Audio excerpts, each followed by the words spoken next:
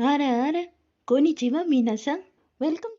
Chapter 66 watchman series. इस चैप्टर की शुरुआत में ही हमें ब्लैक बैकग्राउंड में ट्रायंगल और उसमें से 3 सर्कल को दिखाया जाता है। ये वही लोगो है जो रूडो के ग्लव्स, आमू के शूज, झॉडली के कोट पर था। आगे हमें दिखाया जाता है स्कोर को, जिससे रंबल रंबल वाली आवाज आ रही थी। झॉडली जो कि रूडो से बात कर रहा था, वो अपनी बातें यहाँ कंटिन्यू करता है। ट्रेमेंडस अमाउंट ऑफ एनर्जी। हमेशा से जानता था कि इस वॉचमैन सीरीज में अपनी कुछ अलग क्वालिटी है, पर ऐसा लगता है कि काफी नहीं है। झॉडली रूडो की तरफ देखता है। रूडो जो कि बहुत देर तक शांत था, वो झॉडली से बात करने लग जाता है। Series, watchman series. वो तो बहुत कंफ्यूज हो गया था। उसे तो ये समझ में भी नहीं आ रहा था कि ये झॉडली किस बारे में बातें कर रहा है। उससे पूछता है, ये ग्लव्स, आमू के शूज, हमारा कोट वॉचमैन सीरीज का हिस्सा है?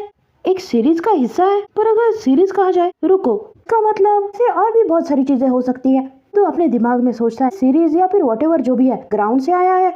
अगर ये ग्राउंड से आया है तो रेक्तो इसका पार्ट कैसे हो गया? तो को याद आता है कैसे रेक्तो ने रूडो को उसे पहली बार ग्लव्स दिए थे। ओके, इस छोटी सी इमेज में पर स्टिल क्योंकि इस कोट में हमें वो बुक दिखाई जाती है। तो अभी तो इसके बारे में अब तक मांगा में इसके बारे में कुछ बात नहीं हुई है, पर ये बुक जाकर बहुत इंपॉर्टेंट होने वाली है। मैं कह रही हूँ क्योंकि रेक्तो को मारने वाला इस बुक को लेकर ही भागा था। ये छोटे छोटे से ग्लिम्स में हमें इस बुक को दिखाया जा रहा है।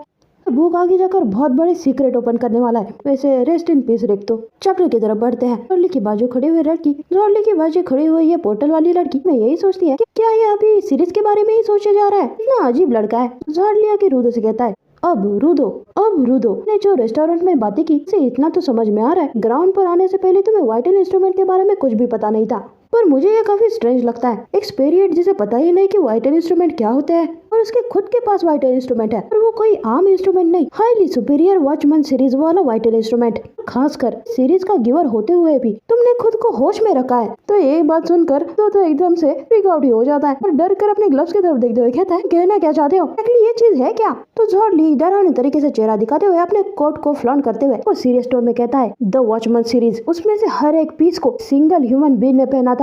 तुमने अपने वाइटल इंस्ट्रूमेंट को यूज किया है। तुम्हें तो ये महसूस जरूर हुआ होगा, इसके अंदर पैसिव एनर्जी का अल्टीमेट सप्लाई है। एक आदमी, एक सिंगल आदमी, उसी ने इन सभी ऑब्जेक्ट्स को बनाया है। उसने इन ऑब्जेक्ट्स को पावरफुल बनाने के लिए क्या क्या किया होगा?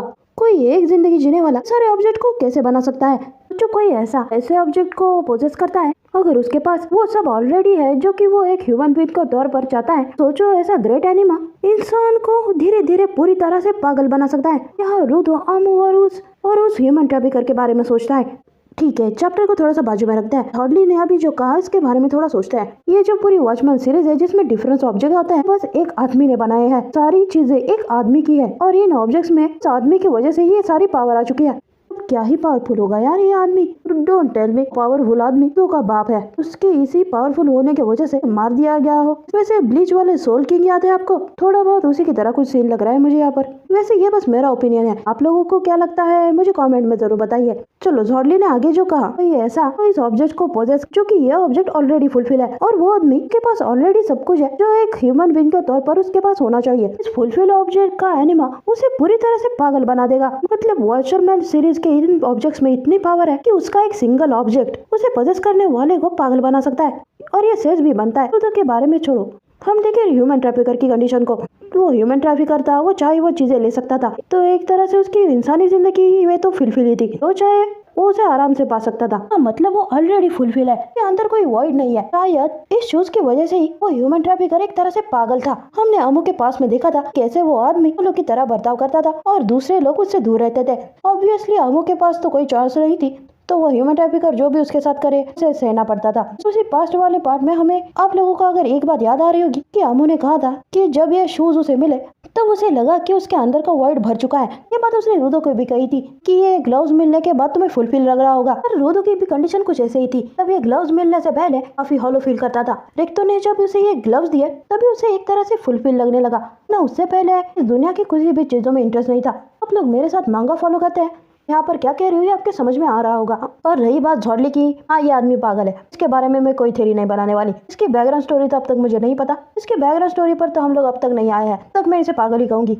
जब ये क्रंच क्रंच करके कॉकरोच खाया ना, तब से यार एक तरह से मन उड़ गया यार मेरा, शायद ये कोट ही होगा जैसे ये ऐसा बर्ताव करता है, और या फिर ये ऐसा ही है। इसमें इस वॉचमैन सीरीज वाले कोट का कोई फॉल्ट नहीं है। तो जॉर्डली के साथ क्या हुआ होगा, अपने ओपिनियन कमेंट सेक्शन में जरूर बताइए। अब चैप्टर की तरफ बढ़ते हैं। रूदो करंट टाइप पर स्नैप हो जाता है। जॉर्डली और रूदो एक दूसरे को दूर से देखे जा रहे थे। रूदो अपने दोनों हाथों को यानी पाम को एक दूसरे के साथ पकड़ लेता है। जॉर्डली से कहता है ये ग्लव्स मेरे साथ बहुत टाइम से है, मैं कभी पागल नहीं बना। तो जॉर्डली शांति से कहने लग जाता है नहीं पागल बन सकते, हम लोग इन वॉचमैन सीरीज को हमेशा से यूज करते नहीं आ रहे। एक सर्टेन इंपॉर्टेंट पार्ट होता है जो हमें पर्सन बनाता है, और हम दोनों की केस में ऐसा लगता है पार्ट को हम लोगों ने छोड़ दिया है।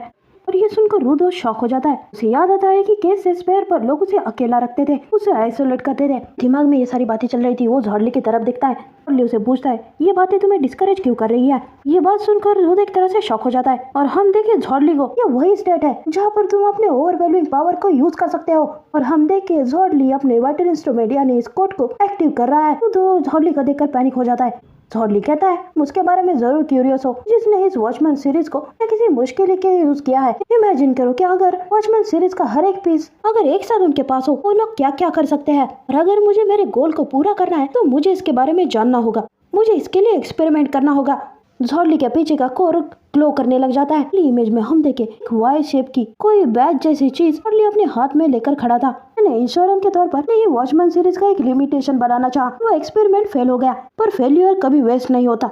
तो इन इमेज में हमें दिखाया जाता है कि जॉर्डली अलग अलग जगह पे जाकर और एक जगह पर ये बैज जैसी चीज उसे दिखती है, और एक जगह पर इसे वाई शेप वाली बैज जैसी चीज उसे दिखती है। तो इस इमेज में हम देखे कि इस बैज जैसी चीज को जॉर्डली ये कोर बना देता है। ये जो बैज जैसी वाई शेप वाली चीज है, ये भी एक वॉचमैन सीरीज का ही हिस्सा है। ये बताता है कि हमने इफेक्टिव वॉचमैन सीरीज का एक पीस लिया, जिसे हमने कोर बनाया और फिर उसे अलग अलग वाइटल इंस्ट्रूमेंट के सैक्रिफाइस दिए, जिससे कि वो ट्रैश बीच में इवॉल्व हो गया। जॉर्डली इस कोर के सामने आ जाता है, पूरी तरह से ऐसे रेज में आकर रूदो से कहता है ये सब कुछ एक्सपेरिमेंट है, अब तक का सब कुछ तुमसे कांटेक्ट बनाना जब तुम अपने क्लीनर दोस्तों के साथ ही थे। ये एक वैल्यूएबल एक्सपेरिमेंट है, मुझे स्पेयर को टेक डाउन करने में मदद करेगा। तो अगले इमेज में एक डेसोलेट जगह पर बड़े से ट्रैश बीच की बॉडी का पार्ट हम देखते हैं। ये ट्रैश बीच अपना हाथ जमीन पर गाड़ देता है। रूदो कहता है नहीं, तुमने अभी जो जंप करने के लिए कहा वो इस इमेज में देखे एक बड़ा सा ट्रैश बीच, इसके पंख है, एक तरह से वो आसमान की तरफ देख रहा है। उसने अपने विंग्स लहरा रखे हैं जैसे कि वो उड़ने के लिए तैयार है। हम इस ट्रैश मॉन्स्टर को लेकर बॉर्डर क्रॉस करने वाले हैं। रूदो शॉक हो जाता है। जॉर्डली कहता है तो फिर हमें पता चल जाएगा कि कौन सर्वाइव करेगा और कौन मरेगा। जॉर्डली की ये बात सुनकर रूदो पूरी तरह से फ्रीज हो गया था। वो यहाँ अपने पूरे क्लीनर की टीम के बारे में सोचता है। लेकिन कहता है देखा तुमने, इवन वेदर रिपोर्ट भी कोई वेस्ट चीज नहीं होती। बहुत अच्छा सा स्टॉर्म यहाँ पर आने वाला है, एक बड़े से स्टॉर्म की शुरुआत हो जाती है। तो ओके, इसका मतलब तभी क्लीनर्स, रूदो और ये रेडर टर्न से गायब होकर जॉर्डली ने इन्हें इस ट्रैश बीच के अंदर लाया है। मतलब ये लोग फिलहाल एक ट्रैश बीच के अंदर है। जॉर्डली इस स्टॉर्म और ट्रैश बीच की मदद से बॉर्डर को क्रॉस करने वाला है। और एक बहुत इंपॉर्टेंट हमें पता चल चुकी है, ये जॉर्डली एक्सपेरिमेंट करके वाइटल इंस्ट्रूमेंट से ट्रैश बीच बनाता है। अब आगे क्या होगा ये हमें अगले चैप्टर में पता चल जाएगा। तब तक ये चैप्टर यही खत्म हो जाता है। अगर आप लोगों को ये वीडियो पसंद आ गई है तो प्लीज लाइक कर दीजिए कि ये बहुत एक्साइटिंग मांगा है। अब मजा अकेले मत लीजिए, ये दोस्तों के साथ भी शेयर कीजिए। नए चैप्टर के अपडेट्स के लिए प्लीज सब्सक्राइब कर दीजिए। ज्यादा थोड़ी ना कुछ कह रही हूँ, छोटा सा सब्सक्राइब प्लीज कर देना जरूर। हाँ, मैं मिलती हूँ आपको अगली वीडियो में। तब तक सायोनारा, बाय बाय।